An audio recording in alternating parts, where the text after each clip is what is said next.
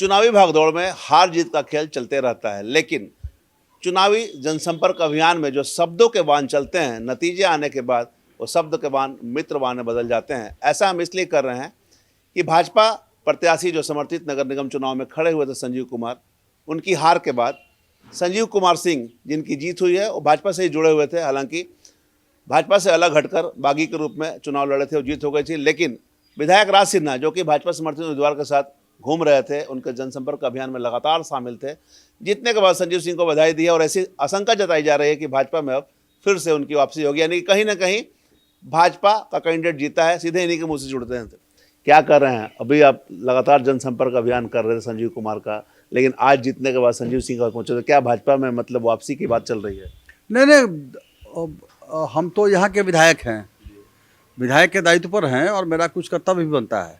तो हमारे नगर के मेयर चुने गए हैं संजीव सिंह, तो मेरा ये कर्तव्य है कि हम जा कर के उनको बधाई दें, उनका स्वागत करें। और उसी नाते चुनाव जीतने के बाद जनता ने उनको मेयर बनाया है, जनता का आशीर्वाद उनको मिला है, तो इसलिए मैंने अपने कर्तव्य का निर्वहन किया और जा कर के संजीव सिंह को मैंने बधाई दिया, उनको आशीर्वाद दिया, शुभकामना दिया। चलिए, उन्होंने विधायक के नाते आप जाके शुभकामना दिए, लेकिन अगर हम चुनाव की बात करें समीक्षा की, तो कहीं ना कहीं भाजपा को हार मिली, जनता ने जनादेश नहीं दिया। क्या लगता है, क्या कारण हो सकता है? देखिए, एक तो इसमें कि कोई भाजपा नहीं लड़ रही थी, भाजपा का सिंबल नहीं था पार्टी का। हम जब चुनाव लड़ते हैं तो कार्यकर्ताओं को यही हम लोग बोलते हैं कि हमारा प्रमुख जी है, वो हमारा सिंबल कमल फूल है, और धनबाद के लोग कमल फूल को पसंद करते हैं। मिर्चा जो सिंबल था, हमारे कार्यकर्ता जरूर संजीव कुमार जी थे और पार्टी ने एक पीछे से समर्थन दिया था, लेकिन कोई बाध्य नहीं था कि हम कार्यकर्ता कि हम उन्हीं के लिए काम करें, ऐसा नहीं था। लेकिन फिर भी मैंने कल भी कहा था कि प्रत्याशी के सिंबल को लेकर कन्फ्यूजन में लोगों में रह गया, और कहीं ना कहीं से जो कि 3-4 लोग भाजपा के ही खड़े थे, तो लोगों में कन्फ्यूजन रहा कि भाजपा का कौन है नहीं है। और जनता ने संजीव सिंह को अपना आशीर्वाद दी, उड़ेला। लेकिन आप लगातार जनसंपर्क अभियान कर रहे थे और लोगों से यह भी बोल रहे थे कि मिर्ची को ही समझे कमल का फूल, तो कहीं ना कहीं पूरा जी जान लगाए थे, सांसद भी आपके कार्य कर रहे थे। देखिए क्या हुआ, अब जैसे हमारे राष्ट्रीय महामंत्री जी अरुण सिंह जी गए थे बोकारो, तो बोकारो में जो भाजपा प्रत्याशी थे उनका सिंबल था बिस्किट, यहाँ वो सिंबल था जेएमएम का, जेएमएम के प्रत्याशी का, वहाँ वो सिंबल था भाजपा प्रत्याशी का। तो वहाँ वो बोले लोगों से कि भैया कमल फूल मतलब बिस्किट छाप। अब कुछ लोगों ने उस वीडियो को इस्तेमाल यहाँ कर दिया, तो इसलिए वाला मैंने कहा कि लोगों में काफ़ी कंफ्यूजन रहा, लोग पूरा क्लियर नहीं हो पाए कि भारतीय जनता पार्टी के कार्यकर्ता का उम्मीदवार का सिंबल मिर्चा है। लेकिन आप लगातार जनसंपर्क में लोगों को बोल रहे थे ये बात। नहीं, मेरा व्यक्तिगत रूप से पहुंचने का एक सीमा होता है ना, तो व्यक्तिगत जितना भाई संजीव कुमार जी बिल्कुल नए कार्यकर्ता के रूप में चुनाव लड़े पहली बार, और 57-58 हज़ार वोट आ गया बिना सिंबल का, तो यह कोई कम क्रेडिट की बात थोड़ी ना है। सही बात है, लेकिन अगर कहीं ना कहीं देखा जाए तो भाजपा ही भाजपा से लड़ रही थी इस चुनाव में, ऐसा लगा क्या? नहीं, भाजपा के 5-6 लोग मैंने लड़ रहे थे भाजपा के से अलग हट के, तो स्वाभाविक है भाजपा के रूप में लोग उनको भी जानते ही थे और सब लोग पुराने लोग थे। भाजपा बनाम कांग्रेस की लड़ाई ये नगर निगम में साबित हो रही है, जैसा कि सामने बात आई है, आपके नज़र में क्या लग रहा है? देखिए, पिछली बार भी यहाँ से शमशेर आलम जी लड़े थे और उनको वही 55,000 के लगभग वोट आया था। इस बार कुछ वोट बढ़ा है, 59,000 आया है। और अब जो है झारखंड सरकार के 2 मंत्रियों ने आकर के यहाँ प्रचार किया, और ऑब्जेक्शनेबल बात यह है कि उन लोगों ने यहाँ तक कह दिया कि अब 19% है, उसके लिए मौका है, हिंदू वोट बट रहा है, यह मौका है मेयर बनाने का। तो ये थोड़ा सा अब इतना स्तर तक नहीं जाना चाहिए कि लोग बिल्कुल जात पात पर, धार्मिक बातों पर जा करके वोट मांगना शुरू करें। ये आपके यहाँ भी सांसद के द्वारा कई तरह की बात बोले जा रहे थे कि गुंडा तत्व को वोट नहीं थे, तो किसको इशारा किया जा रहा था? कहीं ये भी एक कारण बना क्या? अब तो ये पार्टी स्तर पर इन बातों पर चर्चा होगी लेकिन चलिए, बहरहाल जो भी है, जनता ने संजीव सिंह को वोट दिया है और संजीव सिंह हमारे धनबाद के मेयर जीते हैं, अच्छे मत से जीते हैं।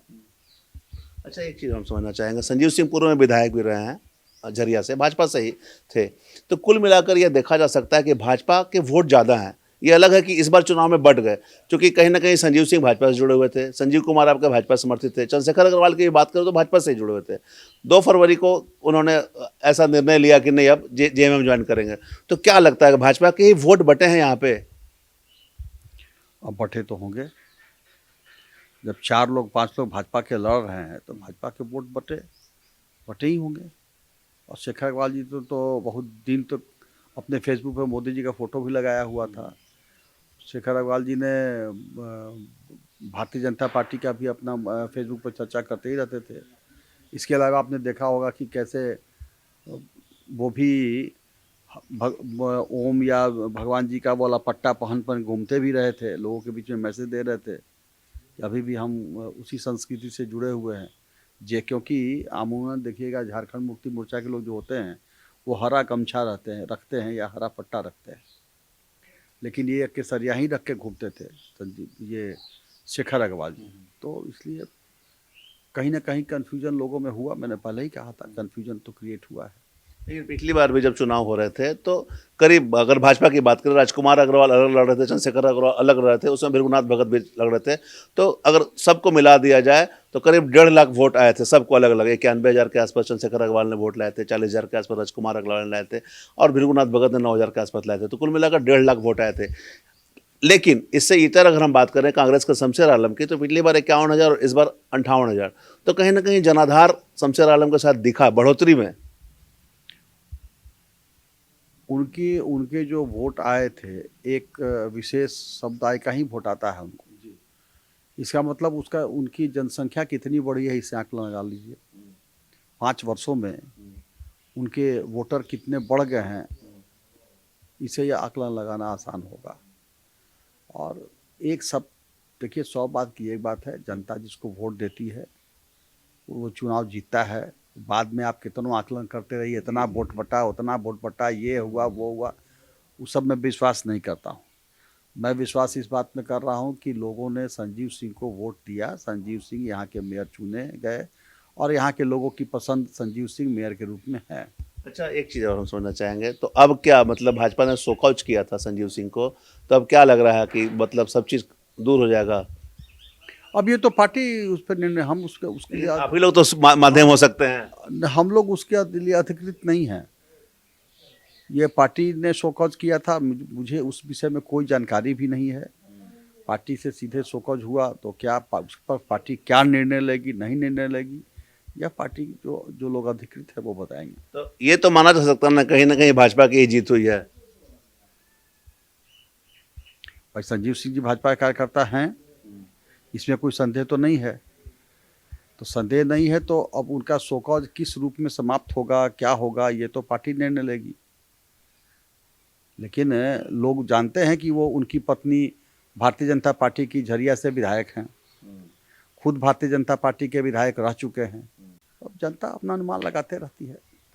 चलिए, तो विधायक राज सिन्हा जी से बात हो रही थी, उन्होंने स्पष्ट कहा कि जनता अपने अनुसार अपना जनादेश देती है और जनता ने जिसे पसंद किया है वो सबके सामने है। संजीव सिंह को अपार मतों से जनता ने विजयी बनाया है। रही बात भाजपा में आगमन को लेकर या भाजपा के साथ जो चल रही थी कारण परीक्षा को लेकर, उसके संबंध में इन्होंने स्पष्ट कहा है कि यह पार्टी स्तर पर निर्णय लिया जा सकता है, वैसे कोई बात नहीं। कहीं ना कहीं ये भी ये मान रहे हैं कि भाजपा के ही संजीव सिंह थे, इसलिए भाजपा ही जीती है और भाजपा बनाम कांग्रेस की लड़ाई ये हो सकती थी। हालांकि अगर हम बात करें तो भाजपा से बागी होकर संजीव सिंह चुनाव लड़े थे और भारी मतों से उनकी जीत हुई है, जनादेश उन्हें मिला है, युवा वर्ग का काफ़ी उन्हें आशीर्वाद मिला है और ये मैसेज गया है कि संजीव सिंह ही यहाँ पर विकास कर सकते हैं। अब देखना होगा संजीव सिंह की जीत के बाद धरातल पर विकास की सुविधाएं कितना बेहतर सफल साबित होती है। तमाम इससे जुड़ी खबरों से लगातार आपको अपडेट करवाते रहेंगे। कैमरामैन संजय के साथ धीरेंद्र, मिरर मीडिया, धनबाद।